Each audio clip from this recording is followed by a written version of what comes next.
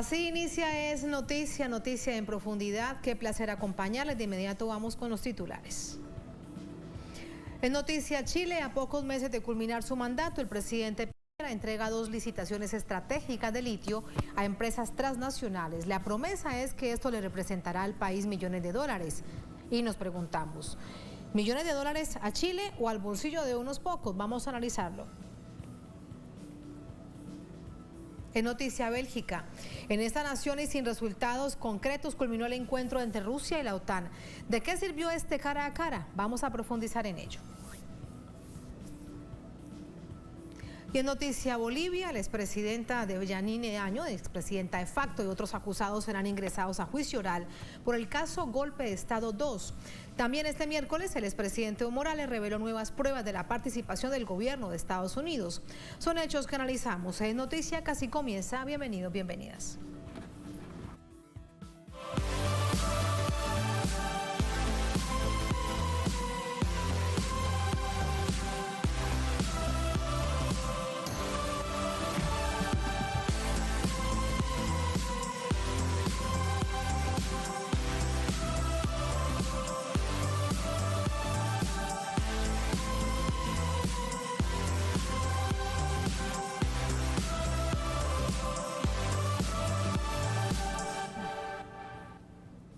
En Noticia Chile, el Ministerio de Minería informó este miércoles que se adjudicó a 2 empresas, una china y otra chilena, contratos de explotación de litio en un llamado a licitación que alcanzó los 121 millones de dólares. Este hecho ha generado polémica, rechazo realizarse a semanas de que termine el mandato del presidente Sebastián Piñera. El Ministerio de Minería anunció que adjudicó la polémica licitación del litio a 2 empresas, la multinacional BID y a la firma Servicios y Operaciones Mineras del Norte, cuyas ofertas totalizaron 121 millones de dólares para el Estado. Así lo indicó la cartera minera a través de un comunicado.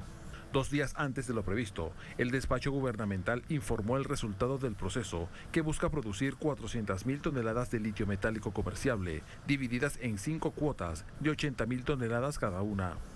Las adjudicaciones serán por un plazo de 7 años, prorrogables por otros 2, para hacer la exploración geológica, los estudios y el desarrollo del proyecto, a los que se sumarán 20 años de producción. Esta licitación generó polémica en Chile por haberse realizado a 8 semanas de que termine el mandato de Sebastián Piñera y después de las elecciones presidenciales que proclamaron a Gabriel Boric como presidente electo del país. Hace una semana, desde el equipo del presidente electo Boric, ya habían solicitado al gobierno que postergara la adjudicación y establecer una mesa de trabajo para incorporar algunas condiciones en los contratos. Además, sectores de oposición también criticaron que finalmente se realizara la adjudicación, pese a los requerimientos e iniciativas legislativas ingresadas la semana pasada por algunos partidos para detenerla. Por su parte, Boric expresó que esta licitación le recuerda a esas leyes de amarre que se hacían a última hora cuando un gobierno ya estaba dejando sus funciones. También dijo que ellos esperaban que el gobierno de Piñera no innovaran en la materia y que, por lo tanto, les permitieran tener un debate de largo aliento respecto de un bien tan estratégico como es el litio.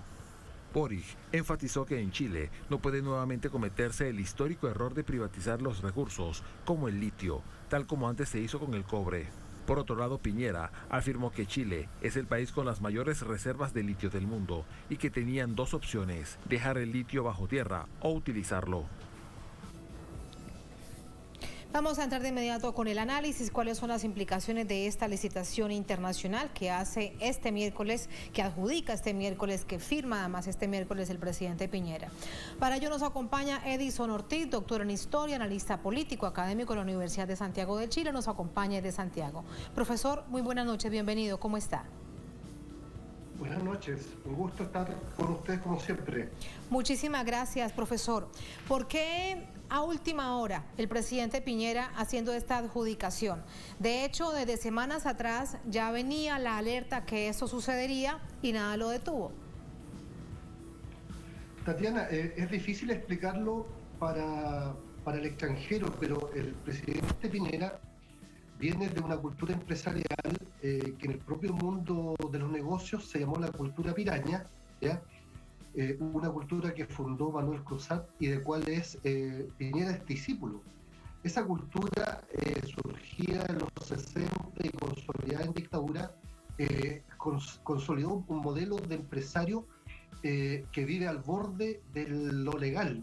Este grupo se caracterizó en los 70 y 80 por hacer permanentemente estafa, apropiación indebida de dinero, ya hacerse dueño de recursos monetarios de zonas, y cuyo ejemplo más significativo fue el del propio presidente Piñera con el Banco de Talca, que ahí en realidad había sido decretado reo, y lo salvó la dictadura, lo salvó el gobierno de Pinochet. Y Piñera es un hombre que siempre anda al borde de los límites de todo, como parte de esta cultura empresarial, y como nunca le ha salido ningún castigo permanente, él tiende generalmente a profundizar en esta conducta. Y yo creo que en ese sentido lo que hizo el Senado de liberarlo de la acusación constitucional reafirmó las convicciones que él tiene, que andando en los límites de la ley a él le va bien. Por lo tanto, tengo la impresión de que el Senado lo haya salvado de la acusación constitucional reafirma en él convicciones internas profundas respecto de cómo hacer las cosas, y él hace las cosas siempre al límite de todo.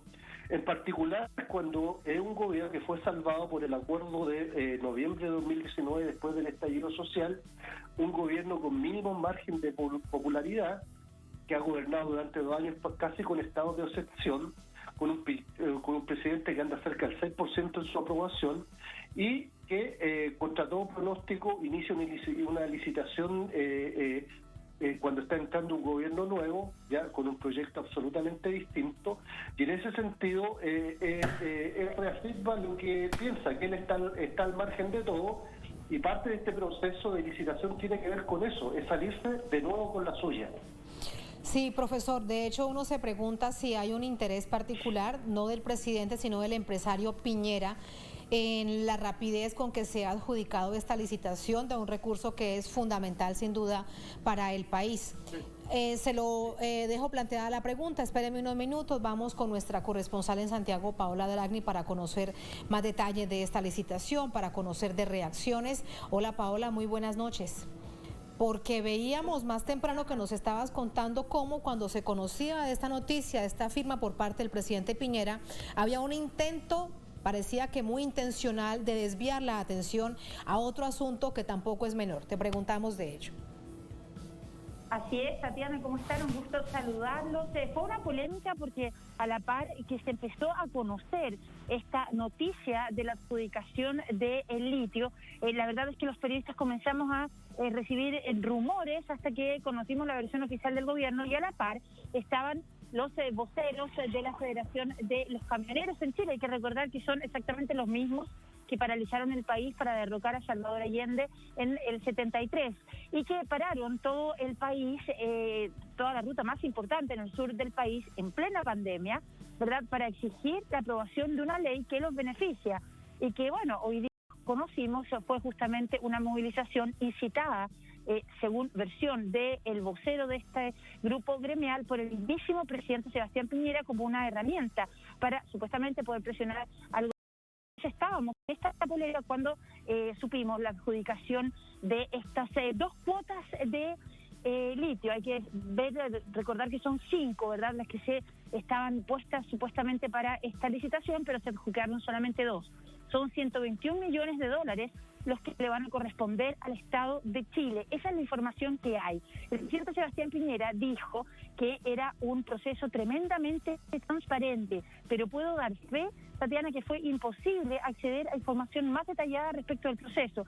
Ni siquiera los senadores de la República, que se supone tienen que fiscalizar este tipo de negocios que hace el Estado del país, el Estado de Chile, pudieron acceder a las bases de la licitación. Así es que toda una polémica que ha tenido muchísimas reacciones. Por ejemplo, la bancada socialista anunció mañana un escrito en la Contraloría de la República para que se indague qué fue lo que ocurrió, porque estamos a 2 días de que justamente venciera este plazo de postulación y sorpresivamente ni siquiera los más especialistas sabían de esta adjudicación. Tatiana. Gracias, Paola. Son hechos que sumamos al análisis. Gracias, Pao. Muy buenas noches. Profesor, la pregunta que ya quedaba planteada. ¿El empresario Piñera tendrá algún interés? Como bien decía Paola, ahí falta mucho aún por conocer de esta historia, pero este es un asunto que no puede dejarse de lado. Evidentemente yo estuve chequeando la empresa, obviamente la BID, que es China, que todo el mundo la conoce, que tiene servicio estratégico, pero la segunda empresa es una empresa que es imposible ubicarla en la web, tiene muy poca información, no aparecen quiénes son sus dueños, ¿ya? Que es Servicios Integrales Mineros, ¿ya? Que yo la he estado chequeando, pero es muy difícil encontrar información de ella. Yo tiendo a creer que el presidente en todo lo que hace no es neutral. La experiencia evidencia que el presidente nunca es neutral, y seguramente en el futuro nos enteraremos de novedades como los de los Pandora Papers, Exalmar, o cuando negoció para sí el acuerdo por el caso Chispa. Entonces, es un presidente, como decimos en Chile, que nos da punta sin hilo, pero yo solamente quiero ahondar, Tatiana, en la responsabilidad del gobierno, porque también la reacción del presidente electo y de su equipo fue bastante tibia. Se reunió la ministra, la que probablemente sea la ministra del Interior, Isquia Siches, con el actual ministro de Minería, Llobet, y a la salida de la reunión ella señala que el gobierno no va a dar marcha atrás en la licitación. Eso lo sabemos todos los chilenos. Lo que esperábamos saber era cuál iba a ser la reacción del gobierno entrante, y en especial del presidente Gabriel Boric. Él tenía herramientas e instrumentos como para haber podido paralizar la licitación, ¿ya? Y uno toma nota. Recuerda tú que en el caso de Gabriel Boric, sus dos principales asesores económicos... ¿Y qué habría podido hacer, profesor? Gabriel Boric, ¿qué habría podido hacer para detener esta licitación? Re simple, haber dado una señal potente de que la licitación se iba a revisar, ¿ya? Haber, desde el Congreso, con los parlamentarios de oposición, haber diseñado una contraofensiva, y esa señal no se dio por hecho de que se iba a licitar. Y recuerda tú, ya, que los dos principales asesores económicos de él, Diego Pardo, viene de Espacio Público, un think tank o centro de estudios creado por el ex ministro de Hacienda de Michelle Bachelet, ya, Andrés Velasco, y Willy Brandt, que el asesor en temas financieros, viene de una empresa y de un think tank que es financiado por los Luxis, ¿ya? Entonces, también no solamente se evidencia la tosudez de un presidente incorregible, sino también se da una potente señal de que en el plano económico el mundo neoliberal y el gran empresariado está controlando la agenda económica del próximo gobierno. Pues de ser así, sabremos entonces de entrada qué es lo que va a suceder con esa licitación. Y allí viene otra pregunta, son miles de millones de dólares, pero ¿para quién? ¿Para quién irán esos miles de millones de dólares con tantos ceros? Mira Tatiana, el ministro de Economía, Llobet, el ministro de Minería Llobet, señaló que iban a ingresar 200 millones a la arca fiscal inmediatamente a producir la licitación. Hoy día esa cifra se redujo a 120 millones, ¿ya? Y se proyecta 1.000 millones de ingresos durante todo el periodo. Una licitación que se hizo sin ningún impacto ambiental, que violó todas las normas. O sea, habían resquicios legales como para haber detenido esta licitación. Ya cuando el país está rediscutiendo una nueva constitución en la convención constituyente, donde seguramente el tema de los recursos naturales va a ser un gran tema a abordar. Entonces tengo la impresión de que si bien el presidente Piñera una vez más evidenció lo incorregible que es, también evidenció una debilidad tremenda del nuevo equipo económico que asumirá en marzo, y donde al parecer, por los rostros que se ven, el mundo empresarial y el gran empresariado, los Lux y los grupos que controlan la minería, van a seguir siendo muy significativos. Pero profesor, aquí le pregunto algo también. ¿Será que tomó a todos desprevenidos esta licitación y de allí precisamente el secretismo para que los otros sectores no pudieran movilizarse en torno a detener esa licitación? insisto, más allá de un gobierno que esconde la información, que vio a última hora de la ilegitimidad del proceso, el presidente electo y su equipo económico podrían haber dado una señal más potente de que no iban a respaldar este proceso, y eso hubiese sido una señal significativa podrían haber articulado con la oposición una presentación en Contraloría, podría haber sido más enfático, y tengo la impresión que aquí la responsabilidad no es solo del incorregible Piñera, también hay un acto de debilidad ya respecto de la agenda comprometida en el plano minero del nuevo equipo económico del gobierno que asumirá en marzo. Y de en adelante, con un punto que usted nos está diciendo, no hubo estudios reales de impacto ambiental. ¿Eso podría ir ante los estrados judiciales? Bueno, la Cámara de Diputados, como bien lo señalaba Paola, desde corresponsal vuestro, la Cámara de los parlamentarios de oposición ya hicieron un requerimiento en Contraloría, que es el único órgano hoy día que puede detener el proceso, ya que puede detener el proceso, y esa presentación ya se hizo. La propia diputada de Revolución Democrática, Catalina Pérez, le lanza una seria advertencia al presidente Piñera de que esto no lo van a dejar pasar.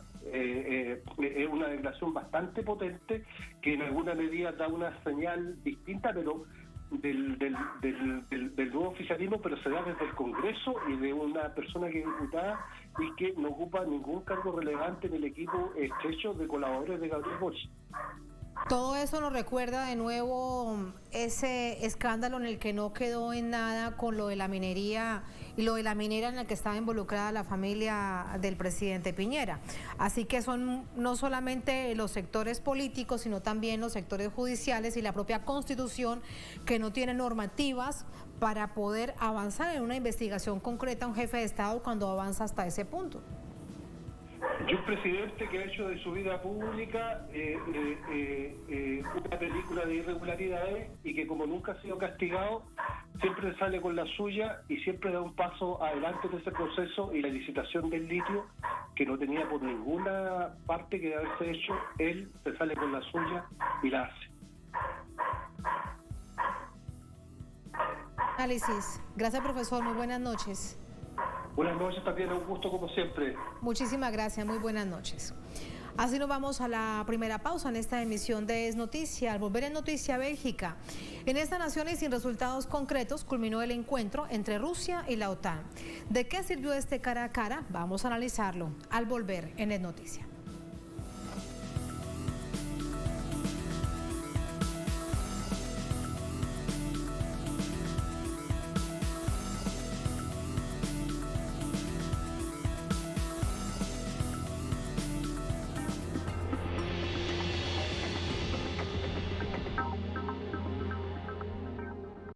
En Conviasa sabemos lo importante que es mover tu negocio. Por eso ofrecemos el servicio Conviasa Cargo. Hoy llevamos tu mercancía a más de 16 destinos internacionales. Con personal calificado y la mejor tarifa del mercado, podrás enviar hasta 90 toneladas. Contáctenos por nuestra página web, correo o el número que aparece en pantalla. Movemos tu negocio siempre a tiempo. Conviasa, nos hacemos cargo.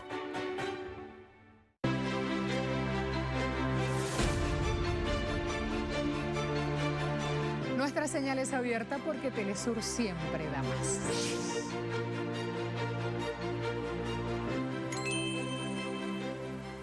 Diariamente ocurren sucesos que influyen en nuestro entorno.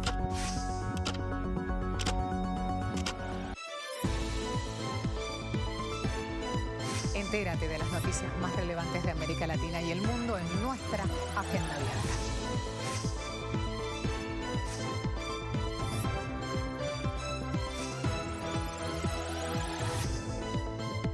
Interactúa con nosotros a través de nuestras redes sociales.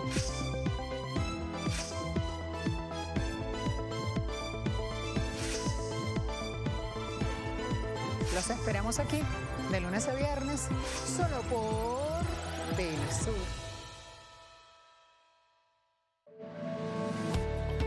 Nos conectamos para compartir las noticias en vivo.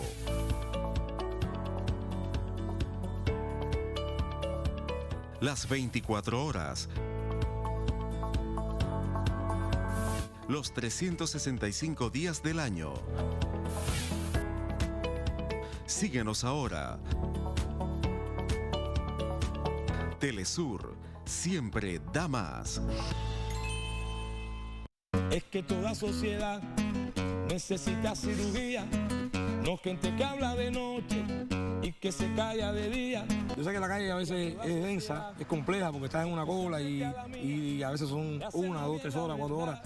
Pero es la vida, compadre, es el país que tenemos, es el país en que vivimos. Yo si me desconecto del país en que vivo, ¿cómo escribo canciones que sean veraces después? Lo que hace que la canción tenga valor es uno mismo. Si uno no es consecuente con lo que escribe, con lo que dice, la canción está vacía. Sesiones Vagabundas. Tony Ávila. Corazón contento, dice, corazón contento. Sábado. Solo por Telesur. En un mundo que no se detiene, te brindamos un espacio para mantenerte al día. Toma un momento, respira y cuida de tu salud física y mental. Equilibra tu bienestar y guía tu cuerpo. Martes. Solo por Telesur. ¿Qué tal? Les habla Jorge Gestoso. Te invito a que me acompañes en un nuevo programa en donde estaremos haciendo un repaso de Centroamérica en el 2021 con otra notable invitada, Adriana Sibori, corresponsal de Telesur directamente desde Buenos Aires, solo por Telesur. Notables con Jorge Gestoso. Jueves, solo por Telesur.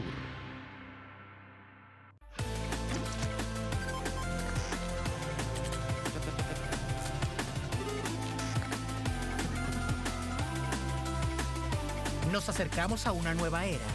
Las tendencias tecnológicas y el despliegue masivo de nuevas redes es apenas el comienzo de lo que nos depara esta nueva década. Atomun. Viajeros del saber, el futuro es hoy.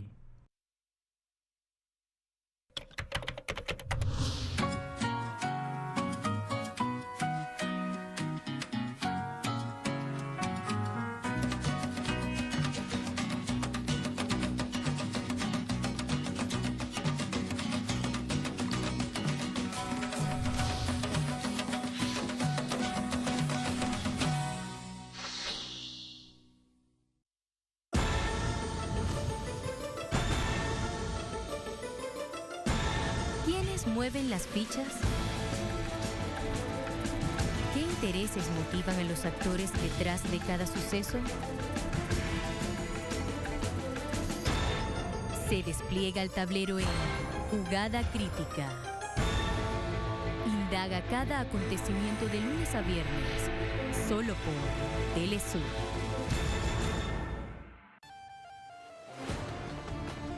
Cada año miles de personas abandonan su tierra para alcanzar nuevos horizontes. Una realidad de pueblos que luchan por su libertad. Conoce las diversas causas de quienes viven entre fronteras. Jueves, solo por Telesur. En este 2022 seguimos junto a ti. Porque creemos en la transformación de los pueblos y por ellos alzamos la voz. Somos el punto de encuentro comunicacional de millones en el mundo.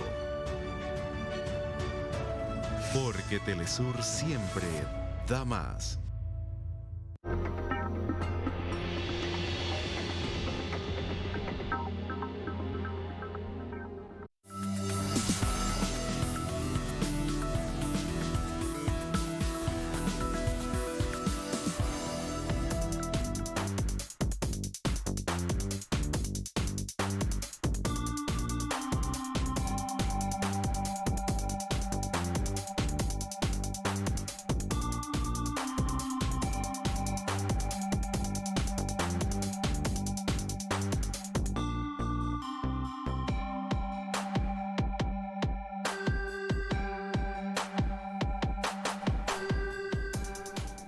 En noticia, Bélgica, en esta nación culminó un encuentro cara a cara entre Rusia y la OTAN. Ambas partes calificaron la reunión de franca, directa, profunda e intensa, pero sin resultados, con miras a desescalar tensiones, aunque dijeron que puede ser posible. Por Rusia asistieron el viceministro de Asuntos Exteriores, Alexander Grushko, y el viceministro de Defensa, Alexander Fomin. Por la OTAN encabezó el encuentro el secretario general, Jens Stoltenberg. Al finalizar este cara a cara, la representación rusa destacó que no hay una agenda unificadora entre ambas partes y que uno de los principales problemas es que la OTAN entiende el principio de indivisibilidad y seguridad de forma selectiva, es decir, a ojos de la OTAN solo existe para miembros de la alianza. Además, Rusia advirtió si la OTAN trata de buscar vulnerabilidades en el sistema de defensa ruso, también habrá una búsqueda de vulnerabilidades en la OTAN. Mientras desde la OTAN se mantiene la acusación a Rusia de intimidar y agredir a Ucrania, una narrativa que se extiende en Occidente como una reedición de la Guerra Fría.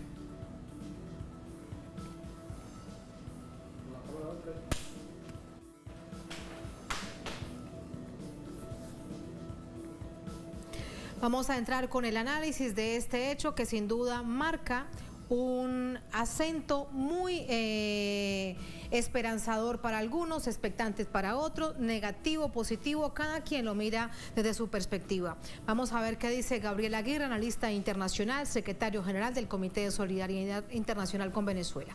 Gabriel, muy buenas noches, bienvenido a Noticias de Telesur. Muy buenas noches, Tatiana, muchísimas gracias a la audiencia de Telesur y gracias por la invitación. Muchísimas gracias. Lo primero es preguntarte, en tanto, ¿qué puede surgir de un encuentro? Por lo menos ya fue un cara a cara, aunque no se llegó a ninguna conclusión. Sí, bueno, lo primero que hay que destacar es que este es el segundo encuentro de una serie de reuniones que se han venido produciendo principalmente entre los estados que están implicados en esta nueva situación en el marco de la Feria Internacional. Ya se había reunido anteriormente, específicamente en la ciudad de Ginebra, la subsecretaria de Estados Unidos, Wendy Sherman, con su homólogo ruso. Y este es el segundo encuentro que se desarrolla el día de hoy con el objetivo, como tú bien lo has mencionado, es decir, cómo se produce un desescalamiento dentro de las tensiones que han surgido en los últimos meses, producto de, en mi opinión, la política de agresión sistemática y sostenida que ha venido manteniendo en este caso específicamente Estados Unidos a través de su instrumento, como ha sido la Organización del Tratado del Atlántico Norte, y que evidentemente ha conducido a que Rusia hoy mantenga una posición de respeto a su soberanía y de exigencia efectivamente a la indivisibilidad de la seguridad, que no es otra cosa más que el principio en el cual la seguridad de un país no puede ir en detrimento de la seguridad de otro país, y no puede ser una excusa el hecho de la seguridad que intenta resguardarse Ucrania o aludirse Ucrania frente a la posibilidad de ingresar a una organización del Tratado del Atlántico Norte que fue fundada específicamente para agredir en lo que era la extinta Unión de Repúblicas Socialistas Soviéticas y que hoy se intenta reeditar un nuevo marco de la Guerra Fría.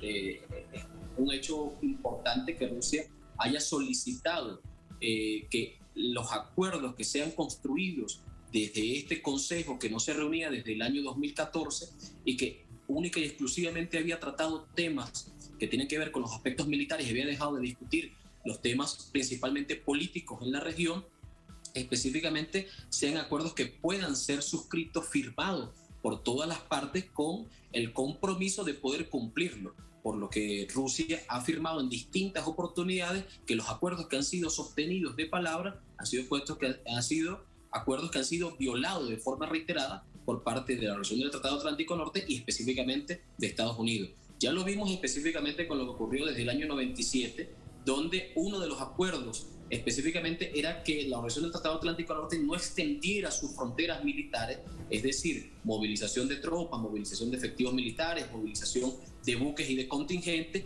a las fronteras o a las zonas de influencia cercanas de Rusia, y ocurrió todo lo contrario. Por ejemplo, a esta organización ingresaron países que formaban parte de la extinta Unión de Repúblicas Socialistas Soviéticas y que se convirtieron en satélites específicamente de Estados Unidos, como Estonia, Letonia, Lituania y en el caso de Polonia. Todos recordamos el caso del escudo antimisiles que se intentó colocar en esta región y que hoy la propuesta de la OTAN y la propuesta del ingreso de Ucrania y de Georgia a este instrumento militar que nosotros hemos considerado una alianza militar imperialista, y lo hemos definido como el dedo en el gatillo del imperialismo, no es otra cosa más que una nueva acción de provocación frente a Rusia. Naturalmente, en Europa se ha creado una política de intentar difundir una propaganda contra Rusia, intentando presentarlo desde el punto de vista ideológico como la fuerza agresora dentro de la región, cuando ha sido de hecho, Gabriel, esos son los titulares hoy de la mayor parte de la prensa occidental.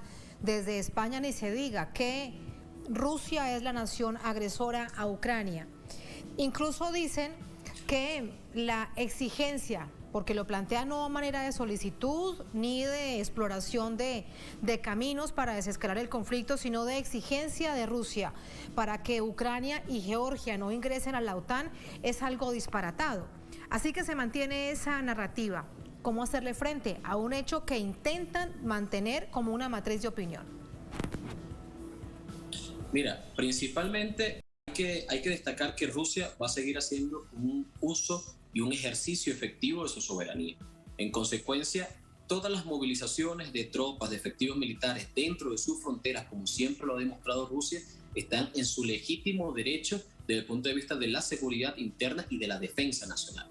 En segundo lugar, la matriz que se ha instalado a nivel internacional es una matriz que debe enfrentarse no solamente desde las distintas estructuras de poder de la diplomacia, en este caso de la política exterior que desarrolla Rusia a través de sus embajadas, a través de sus distintas estructuras internacionales, sino también principalmente a través de las fuerzas que creemos que lo que está buscando hoy principalmente la OTAN con estas nuevas acciones, con estos nuevos intentos, inclusive de avanzar en lo que ellos han denominado la política de puertas abiertas, es decir, cualquier país puede pertenecer a la alianza militar imperialista en el momento en que así lo decida.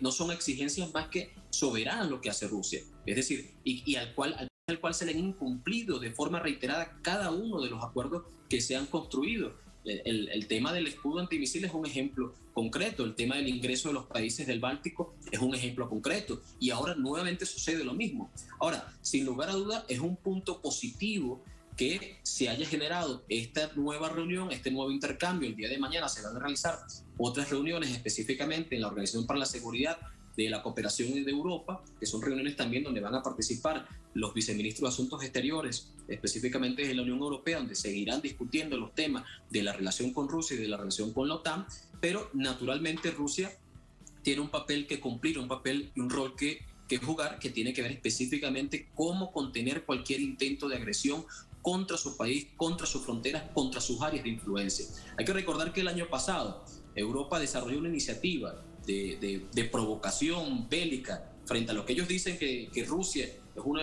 de las naciones que agrede a otras naciones, específicamente con Ucrania. En el caso de Georgia, la iniciativa militar Europa Defender 21 fue desarrollada el año pasado con 15.000 efectivos de las tropas militares de la OTAN, más de 40.000 unidades militares dentro del área de influencia de Rusia, y que, bueno, naturalmente forma parte de las acciones provocadoras. Todos hemos visto y hemos sido testigos de las acciones reiteradas de provocación y ante dentro todo de ello, las mismas Gabriel, fronteras de Rusia, donde se han enviado drones. Sí, y ante todo ello lo que esperan es que Rusia se quede de brazos cruzados.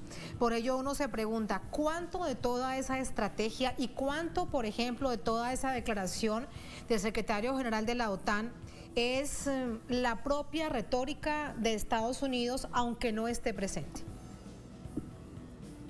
Sí, claro. Es que de fondo, hay que decirlo, la OTAN es un instrumento que está al servicio de la política exterior de Estados Unidos. Es muy lamentable porque la Unión Europea ha ocurrido exactamente lo mismo. La política exterior de la Unión Europea es un apéndice y es un portavoz de lo que es la política exterior de Estados Unidos. No existe ni un ápice de soberanía dentro de la Unión Europea y dentro de sus acciones en materia de política exterior, y mucho más en materia de seguridad militar. Inclusive en la primera reunión que sostenían tanto Rusia como Estados Unidos lo decían muy claro, específicamente el portavoz de Estados Unidos: nosotros no vamos a discutir ningún tema donde se ponga en juego la seguridad de la Unión Europea. Es decir, cada una de las decisiones que se están tomando dentro de la OTAN son decisiones que fundamentalmente tienen su construcción política, ideológica y estructural dentro de la administración de Estados Unidos. Y por eso es importante construir acuerdos que no solamente sean con la OTAN, con la Unión Europea, sino también los acuerdos que se puedan construir, en este caso con Estados Unidos, que no son otra cosa más que sostener la paz en un ambiente bastante volátil, en un escenario bastante complejo, en un escenario donde tanto la Unión Europea, Estados Unidos y Rusia poseen importantes cabezas nucleares, es decir, con la posibilidad de desarrollar un nuevo escalamiento de un conflicto militar a escala mundial, y que naturalmente nuestras fuerzas, desde el movimiento popular y desde las fuerzas organizadas, reivindicamos la necesidad de construir una paz sustentable, estable y duradera, que sea capaz de asegurar el normal desarrollo y curso de la vida de los seres humanos en todas las latitudes. De manera que estas discusiones y estas reuniones de este Consejo de la OTAN y Rusia no nos son ajenas a nuestros países que hoy vivimos en América Latina.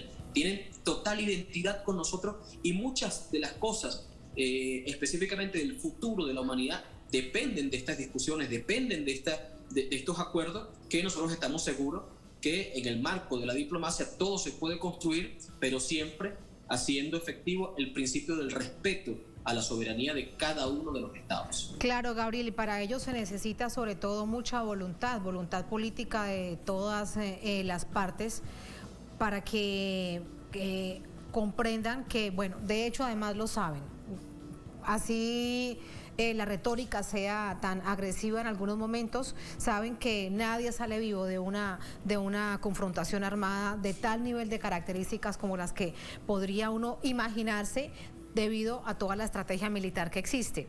Otro punto importante para destacar, y es lo que Rusia ha dicho como uno de los asuntos clave: deben volverse a los acuerdos de Minsk por parte de Ucrania con todos los actores interesados. ¿Por qué crees que no se trabaja en esa línea, volver a todos los acuerdos de Minsk, incluidos los países europeos y Estados Unidos?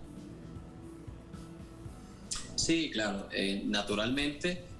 Ya lo hemos dicho, es decir, parte de los acuerdos que se han construido no han sido respetados, y no ha sido Rusia el país que no ha respetado esos acuerdos. Es decir, acuerdos fundamentalmente donde se establecen elementos principales, y que no es otra cosa más que respetar todas las zonas y las áreas de influencia que hoy tiene Rusia en la región.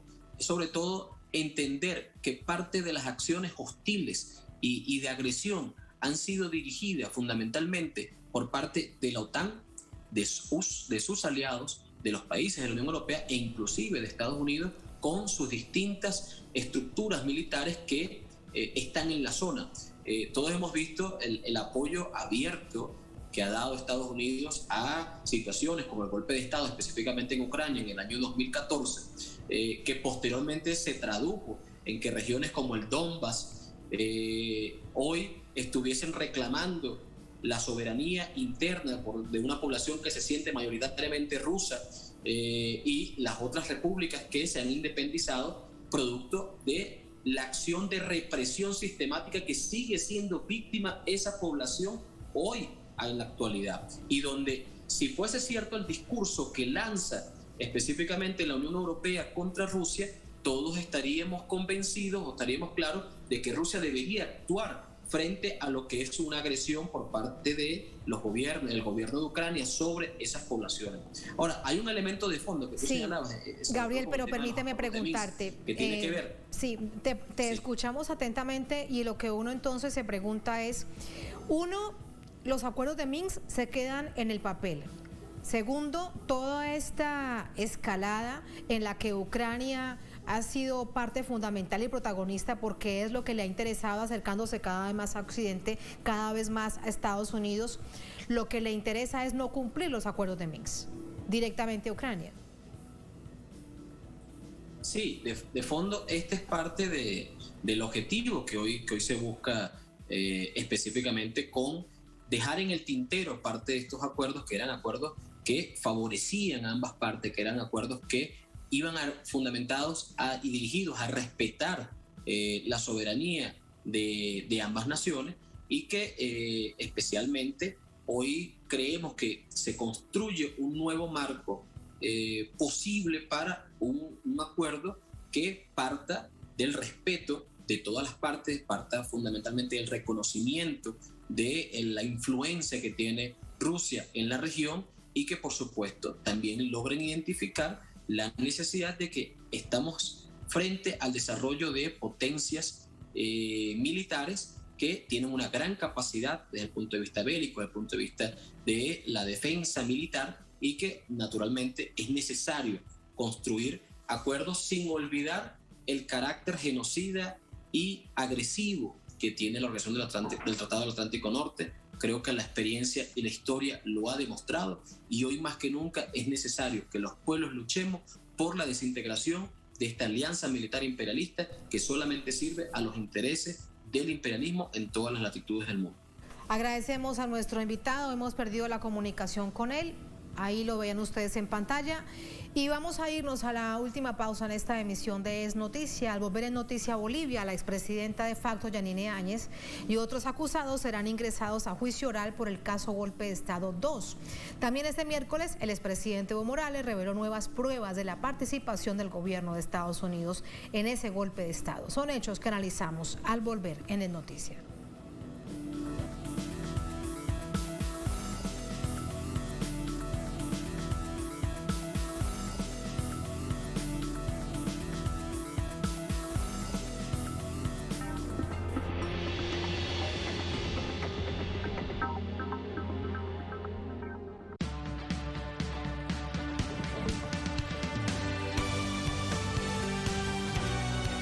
Telesur siempre da más.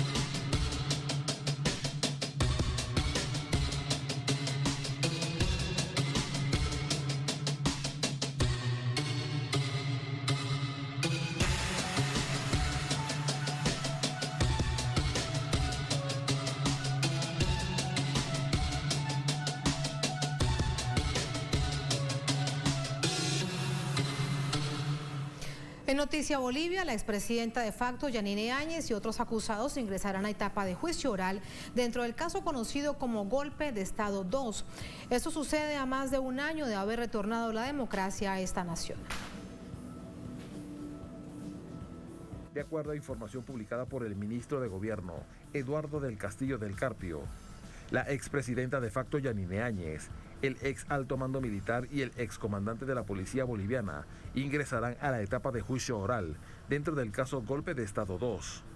En este sentido, según el alto funcionario, el Ministerio de Gobierno se ha constituido en querellante en el marco de su atribución de velar por la seguridad interna y externa del Estado. La exgobernante de facto aguarda el juicio en detención preventiva desde marzo del año 2021. Áñez deberá justificar en el proceso por qué se autoproclamó presidenta del Senado, lo cual viola el reglamento de esa Cámara, para autoproclamarse luego presidenta transitoria del país en el hemiciclo legislativo, pero sin presencia de parlamentarios suficientes para habilitar una sesión. El 30 de noviembre, en el marco de las investigaciones del caso Golpe de Estado 2, la Comisión de Fiscales de la Ciudad de La Paz presentó la acusación formal en contra de la exgobernante de facto por los delitos de incumplimiento de deberes y resoluciones contrarias a la Constitución y a las leyes. Entramos con el análisis, para ello nos acompaña Hugo Siles, analista político, con nosotros desde Santa Cruz en Bolivia. Hugo, muy buenas noches, bienvenido a Noticias de Telesur, ¿cómo está? Buenas noches, Tatiana, un placer estar en Telesur. Muchísimas gracias. Hay mucha expectativa por lo que pueda suceder, teniendo en cuenta que ha pasado más de un año y lo que se exige sobre todo por parte de los grupos de víctimas es que se acelere el proceso de justicia y el proceso de verdad. ¿Cómo ves este anuncio por parte del Ministerio de Gobierno? Bueno, tal como lo ha señalado el ministro de Gobierno, Eduardo del Castillo, la próxima semana empieza el juicio oral de esta parte, yo creo que clave de la historia de Bolivia y que tiene que ver con los sucesos entre el 10 y el 12 de noviembre del año 2019, en la cual la senadora Yanine Áñez se autoproclama presidenta del Senado en Bolivia y luego se autoproclama, seguida aparte, como presidenta del Estado boliviano. Todo este proceso está acompañado tanto de algunos actores externos como también del alto mando militar, del alto mando policial. La señora Yanine Áñez, que no había sido bajo el procedimiento constitucional, la normativa constitucional, la normativa del Senado, ungida como presidenta del Senado, en una sesión que ha sido difundida en todos los medios, sin quórum, ella asume la presidenta del Senado, se autoproclama e inmediatamente da instrucciones como presidenta del Senado, supuesta, a las fuerzas de seguridad, a la policía, a las Fuerzas Armadas. Y en ese contexto es que hoy el juicio oral llamado Golpe de Estado 2 se instala sin la necesidad de llevar adelante un proceso de juicio de responsabilidades, porque se entiende de que la ex senadora Yanine Áñez, que era senadora, pero no asume con ninguna prerrogativa constitucional la presidenta del Senado, la presidencia del Estado, es juzgada o va a ser juzgada en un juicio ordinario. Y en ese contexto es muy importante lo que va a pasar la próxima semana, porque estos 3 días, 10, 11 y 12 de noviembre del año 2019, son claves para poder entender lo que pasó en el golpe de Estado de Bolivia de noviembre del año 2019, el gobierno de facto que encabeza la señora Áñez y las decisiones que se toman que dan lugar a las masacres de Sacaba, Sencata, Pedregal, donde mueren 38 personas y las cuales todavía familiares de las víctimas claman por justicia. Entonces, es una parte fundamental de poder encontrar la verdad histórica, poder encontrar a través del juicio oral y las audiencias respectivas la justicia que necesitan hoy los familiares y víctimas en Bolivia. Nos decías que no, que este caso conocido como Golpe de Estado 2 va a la justicia ordinaria y no al proceso de responsabilidad que sería desde el Congreso. Pero está clarísimo que desde el Congreso, desde la Asamblea Plurinacional, no pasaría porque hay grupos de oposición pues que evidentemente no les interesa y mantienen la narrativa, la matriz, que no hubo un golpe de Estado en el país. ¿Cuánto hay entonces de fuerza en que sí pueda mantenerse por un buen camino, sobre todo por los familiares de las víctimas, el juicio desde el sistema judicial ordinario?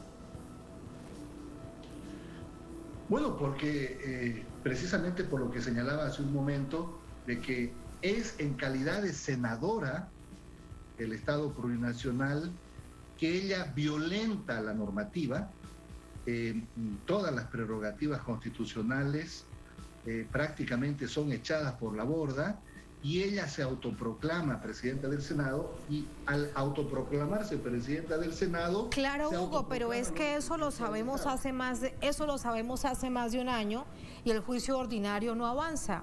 He allí la preocupación y la premura de los familiares de las víctimas, de esas 38 personas que bien nos estaban recordando, que fueron víctimas de las masacres después de que ella firma prácticamente esa hoja en blanco para que los militares y policías asesinen a quien se les atraviese en el camino.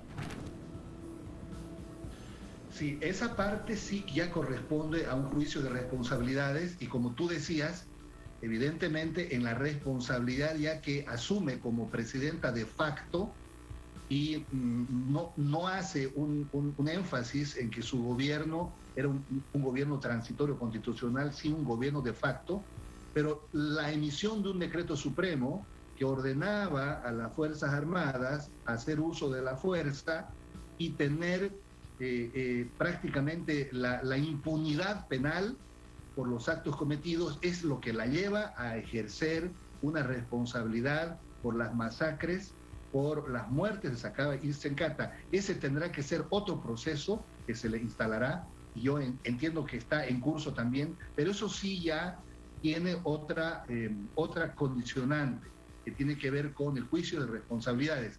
Ahora bien, el grupo interdisciplinario de expertos independientes que estuvo en Bolivia ha dejado claro en el informe de que estas muertes que se provocaron se hicieron bajo ejecuciones sumarias.